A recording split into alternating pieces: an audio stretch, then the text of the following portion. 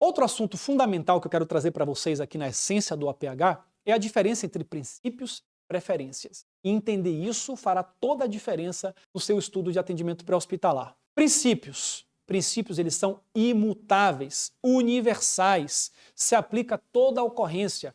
Ninguém pode discordar de um princípio. Se a gente estiver discutindo, eu e você, e eu falar uma coisa que você acha que está errado, então eu não estaria falando de um princípio. Qualquer princípio, todo mundo tem que concordar. Por exemplo, um paciente que está com a via obstruída tem que ser desobstruído. Um paciente que está com problema de ventilação, eu tenho que ajudar ele a ventilar. Um paciente que está com hemorragia, eu tenho que parar esse sangramento. Então esses são princípios indiscutíveis. Um paciente que teve um trauma, que tem uma suspeita de lesão na coluna, eu tenho que movimentar ele de tal forma que eu não corro risco de agravar essa lesão na coluna. São princípios. Isso não muda. E são poucos os princípios. O PHTLS ele fala de 14 princípios de ouro. Então começa estudando, entendendo o que são os princípios. Às vezes a gente quer começar o estudo pelo 15º andar do prédio. Ou seja, você vai construir um arranha-céu. E aí você determina, não, vamos começar a construir o 15º andar. Mas espera aí, primeiro tem que construir a fundação, depois o térreo, depois o primeiro, o segundo, para chegar lá em cima. E essa analogia, ela é perfeita para o estudo. A gente tem que começar com a base, com o entendimento. O que nós estamos discutindo nesse exato momento é a fundação do arranha-céu que você está prestes a construir, a essência do APH. Os princípios, para depois você vir com as preferências, que são os métodos ou técnicas utilizadas para colocar os princípios em prática. Então, se eu tenho que parar uma hemorragia, eu vou fazer o quê? Uma pressão direta? Vou fazer um preenchimento de ferida? Vou fazer um curativo compressivo? Vou usar um agente hemostático? Vou utilizar um torniquete? Vou fazer uma cirurgia? O que eu vou fazer? É uma preferência. E a preferência, ela muda. Ela não é sempre igual. Eu vou fazer uma RCP num paciente que está em PCR. Isso é um princípio. O coração está parado e tem que bombear o sangue. Tá, mas eu vou fazer essa RCP como? Fazer com uma mão? Com duas mãos? Com 2 dedinhos? Vou fazer ciclos de 30:2, 15:2, com pressões contínuas? Vou utilizar alguma droga no procedimento? Olha, preferências, mas que coloca em prática algum princípio. E as preferências elas mudam a depender da situação, a depender da condição do doente, a depender do conhecimento da equipe. Existem profissionais mais ou menos experientes, profissionais que estão começando, tem profissionais que já têm mais tempo na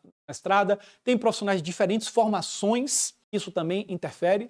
Também dos recursos disponíveis. Você falou de torniquete, mas eu não tenho, como é que eu vou fazer? O ideal é que você tivesse, mas se não tivesse, você vai ter que controlar essa hemorragia de outra forma. Você tem que fazer uma restrição de mão da coluna, mas você não tem uma prancha scoop, você vai utilizar outra coisa para atingir o princípio da restrição. Obviamente que a depender do conhecimento e do recurso que a gente tem, pode ser que a gente possa escolher a melhor técnica para aquele paciente. Não podendo, eu vou utilizar a melhor possível. E os protocolos institucionais? Às vezes existem preferências que podem ser aplicadas. Na situação X pode ser tanto a preferência A quanto a preferência B. E essa preferência tem que levar em consideração alguns aspectos. Um deles é, por exemplo, o protocolo da sua instituição, que determina que em determinada situação você vai fazer da determinada forma, que é o que a gente chama de padronização. Então temos princípios e temos preferências. E aí entra um assunto importantíssimo no APH. Existem pessoas que querem deletar esse assunto da lista de competências necessárias para atuar no APH, que é o pensamento crítico. O pensamento crítico é o que conecta o princípio à preferência. Você primeiro precisa conhecer os princípios. Você precisa treinar e se equipar para ter uma caixinha de ferramentas cheia de preferências. Quanto mais preferências você tem na sua bagagem como profissional, maior a possibilidade que você tem de se adaptar e de escolher a melhor preferência para contemplar aquele princípio na situação e na condição doente específica. E quem faz essa conexão de escolher a melhor preferência para adequar o princípio é o pensamento crítico. Às vezes a gente tem tendência a pensar que, não, no APH a gente tem que ter um protocolo, treinar, para na hora ser automático. Não tem isso? Medular, para não precisar pensar. Não é bem assim. No APH existem milhões e milhões de possibilidades de variáveis em cada uma das ocorrências. A gente precisa do protocolo para ter uma visão clara de quais são os principais princípios e as principais situações que rodeiam esse princípio. Em cima disso, existem preferências que já estão planejadas para aquilo que é mais frequente, aquilo que é mais comum.